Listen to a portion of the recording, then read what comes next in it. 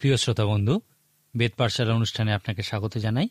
এই অনুষ্ঠানে আমরা এখন রোমে যীশুখ্রিস্টের শিষ্যদের প্রতি সাধু পৌলের পত্রটি অধ্যয়ন করছি।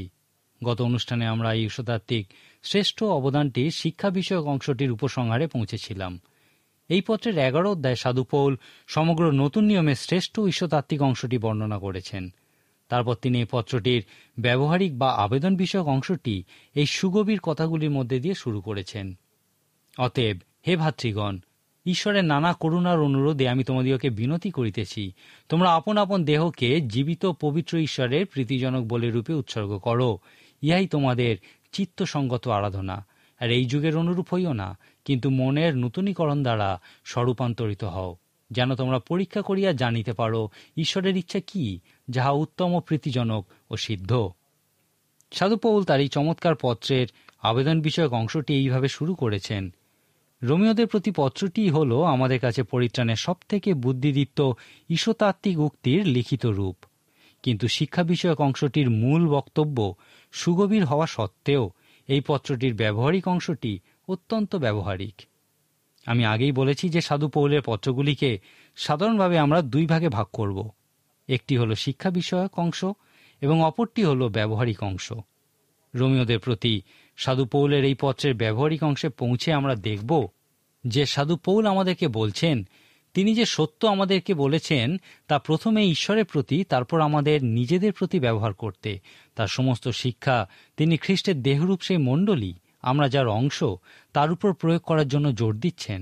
তারপর তার সমস্ত সত্য তিনি আমাদের শাসকবর্গের প্রতি প্রয়োগ করতে বলছেন। এই শাসকবর্গের সঙ্গে সম্পর্কের বিষয়ে তিনি অনেক কিছু বলেছেন। তারপর একেবারে শেষে 15 অধ্যায়ে তিনি সেই সত্য সমগ্র পৃথিবীর উপরে প্রয়োগ করতে বলেছেন। আমরা আগেই দেখেছি যে সাধু পৌল এই সত্য কিভাবে প্রয়োগ করতে হবে সেই বিষয়ে বলেছেন, ঈশ্বর কেন্দ্রিক জীবনযাপন করো এবং উপলব্ধি করো যে ঈশ্বরই সেই সমস্ত কিছুর উৎস, যে বিষয়ে তিনি আমাদেরকে বলেছেন। ঈশ্বরের শক্তিতেই সমস্ত কিছু সম্পন্ন হয়েছে এবং তার মহিমা প্রকাশ করাই হল সমস্ত কিছুর উদ্দেশ্য। আমাদের নিজেদের প্রতি এই সত্য কিভাবে প্রয়োগ করতে হবে সে বিষয়ে সামান্য কিছু সাধু পৌল আমাদের বলেছেন। এই সমস্ত কিছুর ফলস্বরূপ আমাদেরকে ঈশ্বরের সেই উত্তম প্রীতিজনক ও সিদ্ধ ইচ্ছার অন্বেষণ করতে হবে। 12 অধ্যায়ে আমরা ঈশ্বরের যে ইচ্ছার বিষয়ে দেখেছি, তার সঙ্গে যুক্ত আত্মিক উপহারের বিষয়ে আমাদের কাছে সাধু পৌলের আরও অনেক কিছু বলার আছে। এই অংশটি হল সেই কয়েকটি অংশের অন্যতম যেখানে সাধু পৌল বিভিন্ন আত্মিক উপহারের বিষয়ে বর্ণনা করেছেন। করিন্থীয় পুস্তকে এই বিষয়ে তিনি আরও বিশদভাবে আলোচনা করেছেন। যদি আপনি এই পুস্তকটিতে এবং করিন্থীয় ও ইফিসীয় পুস্তকে সাধু পৌল যে আত্মিক উপহারগুলির বিষয়ে বলেছেন সেইগুলির তুলনা করেন, তাহলে আপনি মোট 20টি বা 21টি আত্মিক উপহারের একটা তালিকা তৈরি করতে পারবেন। এই আত্মিক উপহারগুলির ক্ষেত্রে একটি গুরুত্বপূর্ণ বিষয় হল পবিত্র আত্মা তার লোকদেরকে এই আত্মিক উপহার দেওয়ার মধ্যে দিয়ে কাজ করেন। পবিত্র আত্মার উপহার প্রাপ্ত মানুষেরা যখন তাদের উপহারের বিষয়ে আবিষ্কার করে এবং তা প্রয়োগ করে, তখনই পবিত্র আত্মা কাজ করে থাকেন, কারণ এইভাবেই তিনি কাজ করেন। সাধু পৌল রোমীয় 12 অধ্যায়ে এই আত্মিক উপহারগুলি যেমন শিক্ষা বিষয়ক, প্রচার বিষয়ক বা শাসনকার্য পরিচালনা বিষয়ক, তিনি একটি নীতির বিষয় বলেছেন। তিনি বলেছেন যে শিক্ষা দেয় সে শিক্ষাদানে নিবিষ্ট হোক। আপনিও যখন আপনাকে দত্ত উপহার আবিষ্কার করবেন, তখন সেই উপহার প্রয়োগের মধ্যে দিয়ে বৃদ্ধি করার জন্য নিবিষ্ট থাকুন এবং খ্রিস্টের মণ্ডলীতে স্থিত অন্যের ক্ষেত্রেও এই একই আশা করুন। ইয়ার অর্থ হল আমাদের পরস্পরকে প্রয়োজন আছে। প্রেরিত 6 অধ্যায়ে আমরা এই ধরনের কিছু ভাগ দেখতে পাই। সেখানে যাদের আত্মিক উপহারের ধরন পালকীয় ছিল, তারা ব্যবহারিক উপহার সমৃদ্ধ লোকেদের বলেছিলেন, তোমরা ব্যবহারিক উপহার সমৃদ্ধ লোকেরা মণ্ডলীর আয় ব্যয় ও অন্যান্য শাসন ব্যবস্থার বিষয়গুলির দেখাশোনা করো। কিন্তু আমরা প্রার্থনায় এবং বাক্যের পরিচর্যায় নিবিষ্ট থাকব। ঈশ্বর এই সিদ্ধান্তকে বিশেষভাবে আশীর্বাদ দান করেছিলেন। ইহার অর্থ হল আপনাকে দত্ত উপহারের ধরন যাই হোক না কেন, সেই উপহারটিকেই আপনার উচিত প্রয়োগের মধ্যে দিয়ে বৃদ্ধিদান করা এবং অন্যের ক্ষেত্রেও এই একই আশা প্রকাশ করা। আপনাকে দত্ত উপহারের প্রতি যদি আপনি নিবিষ্ট থাকেন, তার অর্থ হল আপনি অন্যান্য উপহারগুলির ব্যবহার করার চেষ্টা করবেন না। সেই উপহারগুলি যাদেরকে দেওয়া হয়েছে তাদেরই উচিত সেই উপহারগুলির প্রতি নিবিষ্ট থাকা। ইহার অর্থ হল আপনাকে যে উপহার দেওয়া হয়নি তা অন্য কাউকে দেওয়া হয়েছে, অর্থাৎ আপনাদের পরস্পরকে প্রয়োজন। ইহা যথার্থ সুন্দরভাবে কাজ করে। রোমীয় 12 অধ্যায়ে যে শিক্ষা তিনি আমাদেরকে দিয়েছেন, তিনি চান আমরা সেগুলি আমাদের স্থানীয় মণ্ডলী, আমরা যার অংশ, সেখানে প্রয়োগ করি। 12 অধ্যায়ের এই অংশে আপনি দেখবেন সাধু পৌল আমাদেরকে বলছেন, এখন এসো আমরা পরস্পরকে প্রকৃত ভালোবাসি, শুধুমাত্র মুখে নয়, কিন্তু খ্রিস্টের দেহরূপ মণ্ডলীতে আমাদের সহবিশ্বাসীদেরকে এসো আমরা প্রকৃতই ভালোবাসি। তারপর এসো আমরা প্রকৃতই খাঁটি বিষয়গুলি স্থাপন করি, মন্দ বিষয়গুলি থেকে উত্তম বিষয়গুলিতে সংযুক্ত হই। এসো আমরা প্রকৃতই অনুতাপ করি। অনুতাপ হল পবিত্র শাস্ত্রের একটি বিশেষ গুরুত্বপূর্ণ শিক্ষা। আমরা এই অনুতাপ করা বা অনুতাপের অভিজ্ঞতা অর্জন করার সময় সর্বদা পেতে পারি। এই 12 অধ্যায়ে সাধু পৌল আরও বলেছেন, এসো আমরা প্রকৃত নম্র হই, সাধারণ মানুষের প্রতি প্রকৃত উৎসাহী হই এবং উচ্চ উচ্চ বিষয় সকল যেন না ভাবি। এই নম্রতা খ্রিস্ট বিশ্বাসীর জীবনে সর্বদা উচ্চ স্থানে থাকা প্রয়োজন। এরপর সাধু পৌল বলেছেন, এসো আমরা প্রকৃত একতা গড়ে তুলি। আজকের দিনে মণ্ডলীর বিভিন্ন ভাগকে একত্রিত করার বিষয়ে প্রচুর কথাবার্তা আমরা শুনে থাকি।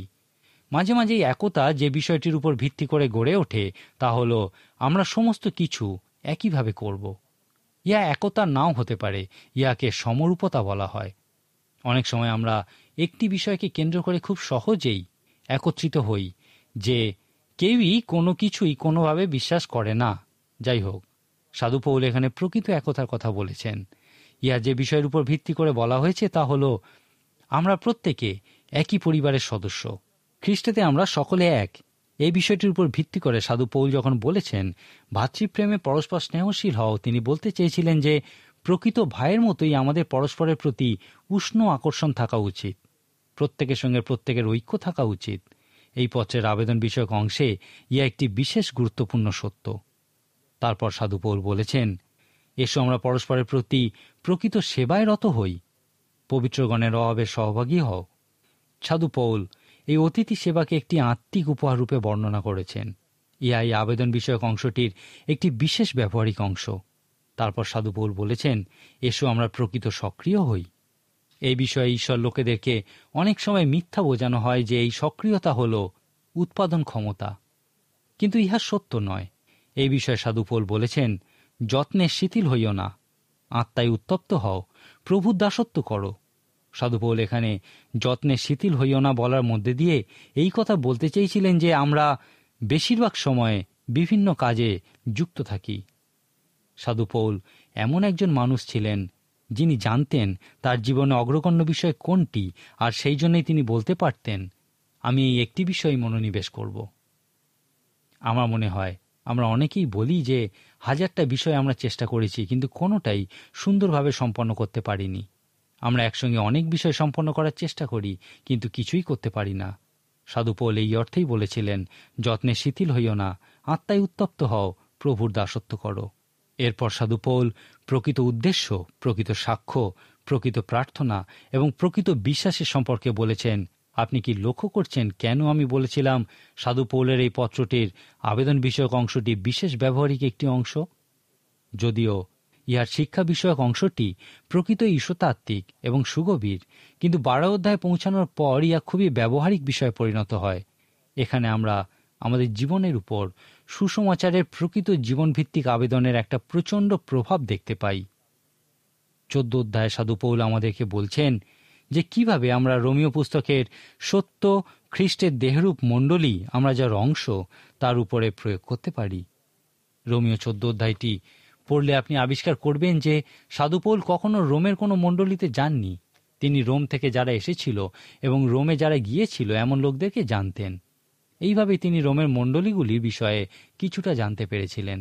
তিনি জেনেছিলেন যে রোমে খ্রিস্ট বিশ্বাসীদের মধ্যে বিবাদ উপস্থিত হয়েছে।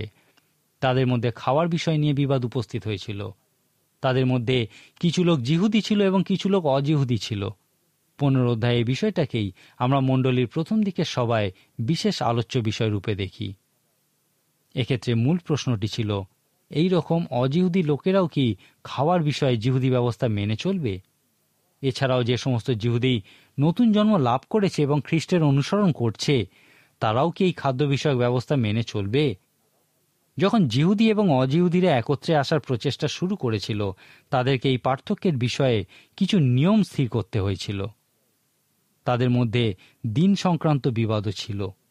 জিহুদিরা সপ্তাহের শেষ দিনটিকে ঈশ্বরের আরাধনার জন্য, বিশ্রামের জন্য মনোনীত করেছিল। লক্ষ্য করার জন্য একটা বিশেষ বিষয় হল, খ্রিস্টের যে সমস্ত শিষ্য জিহুদি ছিল, তারা ঈশ্বরের আরাধনার দিনটিকে সপ্তাহের শেষ দিন থেকে প্রথম দিনে পরিবর্তিত করেছিল। তারা এই দিনটিকে কখনোই সাব্বাত বলতো না, কারণ সাব্বাত কথার অর্থ হল সপ্তম। সপ্তাহের প্রথম দিনটিকে শিষ্যেরা বলতেন প্রভুর দিন। তারা এই দিনটিকে আলাদা করেছিল, কারণ প্রভু এই দিন পুনরুত্থিত হয়েছিলেন। এই দিন সংক্রান্ত বিবাদটি প্রকৃতই একটি গুরুত্বপূর্ণ বিষয়ে পরিণত হয়েছিল। আদ্যমণ্ডলীর কিছু জিহুদি ও অজিহুদি সদস্য সপ্তম দিনটিকে ঈশ্বরের আরাধনার দিন রূপে স্থির করেছিল। তারা বলতো, সপ্তাহের প্রথম দিনটি হল একটি বিশেষ দিন, কিন্তু ব্যবস্থার বিষয়ে গুরুত্বপূর্ণ বিষয় হল ব্যবস্থার আত্মা। ইহাই হল সপ্তম দিন সংক্রান্ত নীতি, যা বিশেষ গুরুত্বপূর্ণ। এই নীতিটি হল সপ্তাহের যে কোনো একটি দিনকে আরাধনার দিন রূপে পালন করা, এবং আমরা সপ্তাহের প্রথম দিনটিকে সাব্বাত রূপে পালন করব। 14 অধ্যায় সাধু পৌল বলেছেন, একজন একদিন হইতে অন্য দিন অধিক মান্য করে, আর একজন সকল দিনকেই সমানরূপে মান্য করে। অন্য কথায় বলা যায়, সাধু পৌল বলেছিলেন, সপ্তাহের প্রত্যেকটা দিনই প্রভুর দিন এবং প্রত্যেকটা দিনই পবিত্র। কোনো বিশেষ দিনকে আলাদা করে মান্য করা উচিত নয়।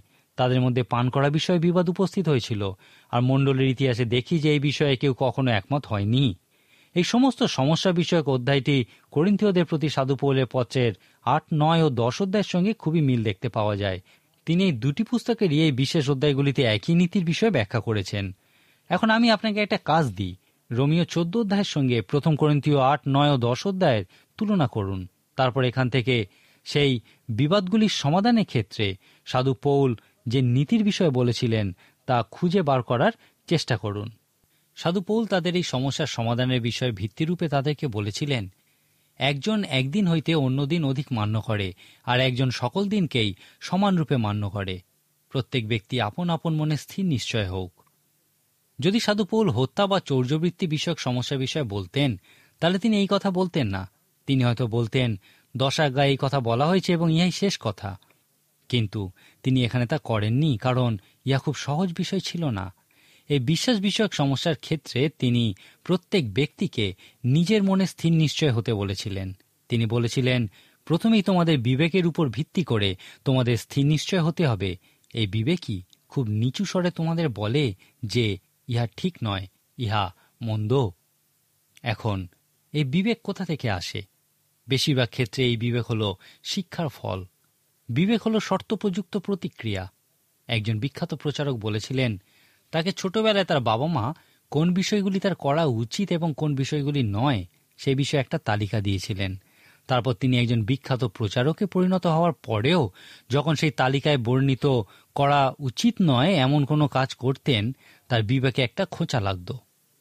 সাধু পৌল বিবেকের কথা শোনার বিষয়ে বলেছেন, কারণ যদি আপনার বিবেক আপনাকে বলে যে ইহা করো না, তাহলে আপনার বিবেকের কথাই শোনা উচিত।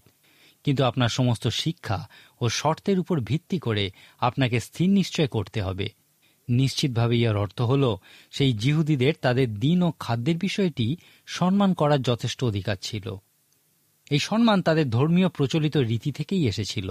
এরপর সাধু পৌল রোমীয় 14 অধ্যায়ে আরও এক ধাপ এগিয়ে গিয়ে বলেছিলেন, আরেকটি ক্ষেত্রে তোমাদের স্থির নিশ্চয় হতে হবে, আর তা হল দৃঢ় বিশ্বাস।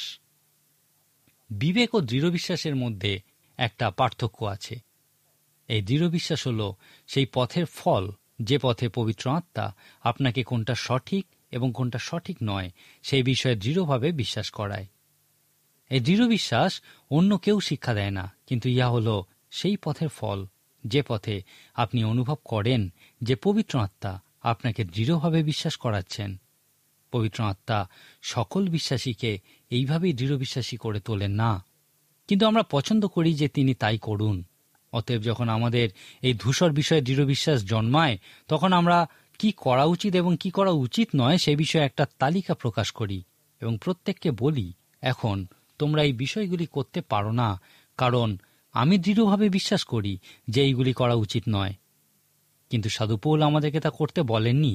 তিনি বলেছেন, নিজের মনে স্থির নিশ্চিত হওয়ার পর তোমার বিবেক এবং তোমার দৃঢ় বিশ্বাসকে অনুসরণ করো। এরপর সাধু পৌল তাদেরকে সমস্যার সমাধানের ভিত্তিরূপে আরও বলেছেন যে ভাইরা তোমাদের থেকে আলাদা তাদের বিষয়েও তোমাদের চিন্তা করতে হবে। অন্য কথায় বলা যায়, কোনো মানুষ নিজে কোনো দ্বীপ নয়, কেউ নিজের জন্য বাঁচে না এবং কেউ নিজের জন্য মরে না। অতএব আপনাকে প্রত্যেকটা বিষয় খুবই চিন্তা করে করতে হবে। আপনার এই চিন্তা করা উচিত যে আপনি কিভাবে অন্যের জীবনে প্রভাব বিস্তার করছেন। একজন প্রচারক বলেছিলেন, তিনি যখন ঈশ্বরতত্ত্ব নিয়ে পড়াশোনা করতেন তখন সেখানে এক ধরনের গান শোনা নিষিদ্ধ ছিল, কিন্তু সেই প্রচারক ওই গানগুলি বেশি করে শুনতেন। একদিন তার ঘরে তার সঙ্গে আরও একজন যে থাকত, তিনি তাকে বলেছিলেন, তুমি এই সমস্ত গানগুলি শোনো কেন? তখন সেই প্রচারক বলেছিলেন, এই গানগুলো আমার বাড়ির কথা আমাকে মনে করিয়ে দেয়। তখন সেই ব্যক্তি তাকে বলেছিলেন, আমি এখানে আসার আগে খুবই জাগতিক জীবনযাপন করতাম, পাপময় জীবনযাপন করতাম, আর এখন এখানে আসার পর আমি সেই জীবনের কথা ভুলে যাওয়ার চেষ্টা করছি, আর এই গানগুলি আমাকে সেই জীবনের কথা মনে করিয়ে দিচ্ছে। এখন আমার ইচ্ছা এই যে তুমি আমার বিষয়ে একটু চিন্তা করো। এরপর থেকে সেই প্রচারক এই গানগুলি আর বাজাতেন না। সেখানে এই গান বাজানো নিষিদ্ধ ছিল শুধু এই জন্য নয়, কিন্তু সেই ব্যক্তির কথা চিন্তা করেই তিনি সেই গানগুলি আর বাজাতেন না। সাধু পৌল সেই রোমীয় বিশ্বাসীদের সমস্যার সমাধানের বিষয়ে তাদেরকে বলেছিলেন, তোমাদের বিবেক ও দৃঢ় বিশ্বাসের ভিত্তিতে নিজেদের মনে স্থির নিশ্চয় করো। যাই হোক, তিনি সেখানেই থেমে যাননি। তার মত অনুযায়ী প্রত্যেক বিশ্বাসীর উচিত তার সহবিশ্বাসীর কথা চিন্তা করার উপর ভিত্তি করেই তাদের সমস্যার সমাধান করা উচিত। যদি সেই ভাই সঠিক নাও হয় এবং ভুল বিশ্বাসে যদি সে সমস্যার সৃষ্টি করেও থাকে, তাহলেও করিন্থীয়দের প্রতি সাধু পৌলের পত্রের মূল বিষয়রূপে আমরা এই দেখি না যে ইহা সঠিক বা সঠিক নয়, কিন্তু এক্ষেত্রে মূল বিষয়টি হল আপনি সেই ভাইকে কতটা ভালোবাসেন। আপনি কখনোই আপনার ভাইয়ের বাধার কারণ হতে পারেন না। আপনার উচিত সর্বদা আপনার ভাইয়ের নৈতিক উন্নতির চেষ্টা করা এবং তাকে গড়ে তোলা। সুতরাং ইহার উপর ভিত্তি করেই তিনি বলেছেন, সহবিশ্বাসীর বিষয়ে চিন্তা করো। অন্যভাবে বলা যায়, সাধু পৌল এখানে এবং করিন্থীয়দের প্রতি পত্রে যা বলেছেন তা হল, ভালোবাসা কার্যে পরিণত করার উপর ভিত্তি করে সমস্যার সমাধান করো। ভালোবাসাই হল সেই ভিত্তি যার উপর ভিত্তি করে এই বিষয়গুলি সম্পর্কে সিদ্ধান্ত নেওয়া যায়। 12 ও 14 অধ্যায়ে খ্রিস্টের দেহরূপ মণ্ডলীতে ভাই ও বোনেদের ক্ষেত্রে কিভাবে এই পত্রটির সমস্ত সত্য প্রয়োগ করা যায় সেই বিষয়ে সাধু পৌল অনেক কিছু বলেছেন। এই রোমীয় পুস্তকের 13 অধ্যায়ে সাধু পৌল এই পুস্তকের সমস্ত সত্য কিভাবে আপনার দেশের শাসকবর্গের উপর প্রয়োগ করতে পারেন সেই বিষয়ে বলেছেন। প্রত্যেক বিশ্বাসীর ক্ষেত্রে তার শাসকবর্গের সঙ্গে সম্পর্কের বিষয়ে উপলব্ধি করা হলো খুবই গুরুত্বপূর্ণ একটি বিষয়। সুসমাচারগুলিতে আমরা দেখি যে সম্রাটকে কর দেওয়া বিধেয় কিনা সেই বিষয়ে যীশুখ্রিস্টকে প্রশ্ন করা হয়েছিল।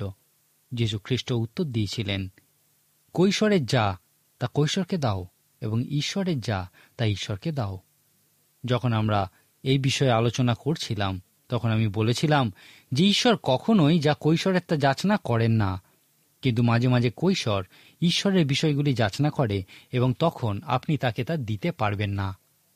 অন্য কথায় বলা যায়, অসামরিক বাধ্যতা এবং অসামরিক অবাধ্যতার আলাদা আলাদা সময় আছে।